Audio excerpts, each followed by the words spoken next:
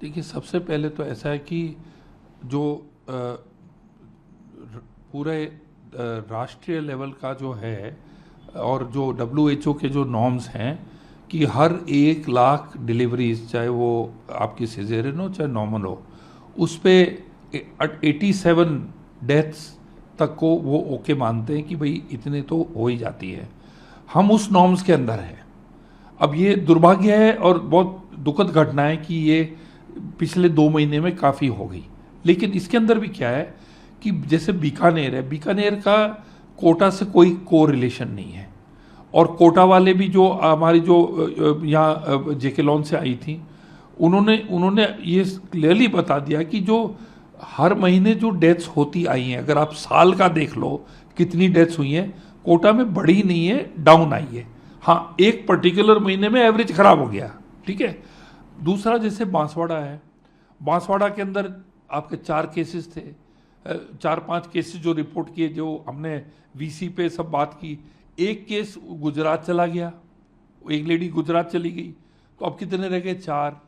4 में से एक प्रसूता ने क्या किया कि उसका प्रेगनेंसी थी, वो 2 महीने पुरानी थी, उसको वो बच्चे को वो अबॉर्ट कराना चाहती थी, तो उसने कुछ दवाइयाँ लेकर और वो हॉस्पिटल में तो ख़राब हालत में आई, तो उसकी डेथ उस वजह से हुई थी क्योंकि वो दूसरे महीने में ही अपना करा रही थी। तीसरी थी उसके हाइपरटेंशन थी, उसके फिट्स आने लग गए। तो जब अब होता ये है कि आप देखिए कि हमारे जो हॉस्पिटल हैं सरकारी, चाहे मेडिकल कॉलेजेस हैं चाहे हमारे हॉस्पिटल है, उसमें कितना भारी फुटफॉल है, इतने लोग आते हैं। अगर कोई भी, अगर किसी भी हॉस्पिटल में आपको उसके प्रति कॉन्फिडेंस नहीं है या डॉक्टरों के प्रति कॉन्फिडेंस नहीं, तो आप नहीं जाओगे। सबसे पहले हमारे पास केसेस आते हैं, रेफरल आते हैं सबसे ज़्यादा। नंबर 2 बिगड़े हुए केसेस आते हैं, क्रिटिकल केसेस आते हैं। नंबर 3 प्राइवेट हॉस्पिटल में वो जब क्रिटिकल केसेस जाते हैं वो कह देते, उनको मना कर देते हैं, तो हमारे हॉस्पिटल मना नहीं कर सकते हैं। तो हमें जो है सबसे डिफ़िकल्ट, क्रिटिकल और जो मतलब ऑलमोस्ट डेथ के करीब भी होते हैं, जो कॉम्प्लिकेटेड केसेस जो होते हैं, वो हमें झेलने पड़ते हैं। और जैसे मैंने बताया हमारा जो एवरेज है, अब ये क्लस्टर्स में जैसे कभी हो जाता है।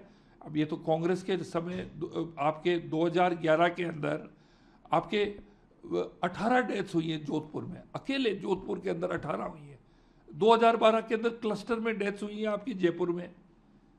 तो ये क्लस्टर डेथ जो है, ये कोई मतलब ये नहीं कि इस सरकार में हुई उस सरकार में नहीं हुई। और हमारी जो डेथ रेट जो है, हमारी प्रसूताओं की डिलीवरीज जितनी टोटल की है, हमारे डब्ल्यूएचओ नॉर्म्स के अंदर भी है और हमारे नेशनल नॉर्म्स के अंदर भी है। क्योंकि घटनाक्रम हुआ, क्लस्टर में मौतें हुई, आप खुद भी लगातार बैठक भी ले रहे, क्या मौके पर आप जाएंगे?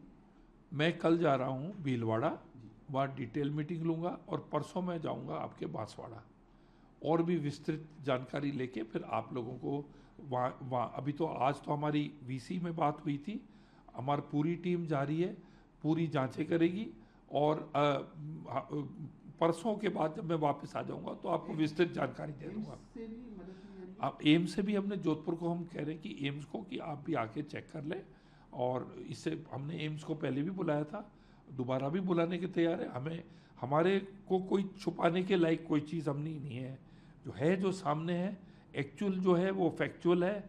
हम किसी बात को, किसी चीज़ को छिपाने की बिल्कुल भी कोशिश नहीं कर रहे हैं। मंत्री जी, एक बात ये जो मौतें हुई उसमें ये भी निकल कर आई कि कहीं ना कहीं ओटी में संक्रमण रहा। तो अब तक चूंकि आपने प्रारंभिक जो जानकारी आज तो डिटेल में आपने दी है, वो नहीं मैं ले लूँगा, पर जो ओटी का जो हर वीक में इंस्पेक्शन होके उसका वो आके चेक करते हैं, बैक्टीरिया चेक करके उसको वो रजिस्टर में एंटर करते हैं, जो हमें बताया गया कि वो ऑलरेडी उसका करके और संक्रमण उन्होंने नहीं पाया गया, तो वो भी हम रूल आउट करते हैं। दवाइयों की बात की जाए, क्योंकि कोटा में जब पहली बार मामला सामने आया था, मौतें हुई थी, तो उसमें देखा गया था जांच में कि एक जो इंजेक्शन है वो मानकों के अनुरूप नहीं था। अन्य जगह कुछ इस प्रकार की चीजें भी आपने देखिए, इंजेक्शन का जो बारे में हमने ही उसको उजागर किया था। हमने ही जब पाया गया कि ऑक्सीटोसिन के अंदर उसके अंदर खाली सोल्यूशन है और उसके अंदर दवाई की मात्रा नहीं है, तो हमने उसको उजागर किया और फिर केंद्र ने उसको ब्लैकलिस्ट किया, फिर वो कंपनी बंद हो गई है, अभी सीज हो गई है बिल्कुल।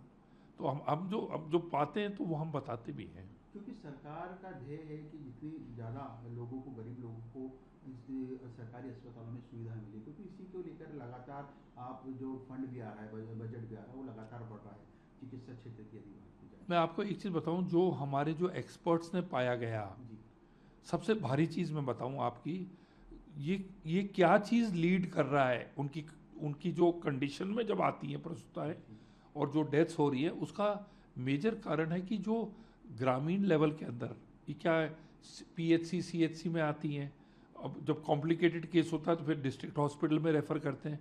आपको मालूम है कि हमारे सब सेंटर 17,000 है हमारे राजस्थान के अंदर।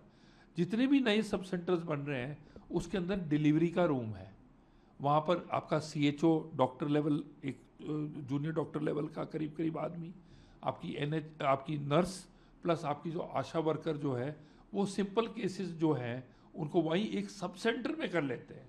17,000 सब सेंटर, तो हमारा आउटरीच आप देखिए। और उसके बाद में फिर वो भेजते हैं उनको डिस्ट्रिक्ट हॉस्पिटल में। प्रॉब्लम ये आ रही है कि हमारी जो बच्चियाँ हैं, जो यंग प्रसूताएँ हैं, उनका सबसे एक तो वो उनका हेमोग्लोबिन काउंट बहुत लो होता है, नंबर 1। नंबर 2, कई ब्लड प्रेशर की भी पेशेंट्स होती हैं। ये जो आपका रीनल किडनी फेलियर हो रहा है, वो सब कम हेमोग्लोबिन काउंट और आपका जो है ये जो दूसरा इशू मैंने आपको बताया, ये 2 कारण जो है, जो इनकी हाई बीपी की वजह से ये इनके प्रॉब्लम आ जाती है।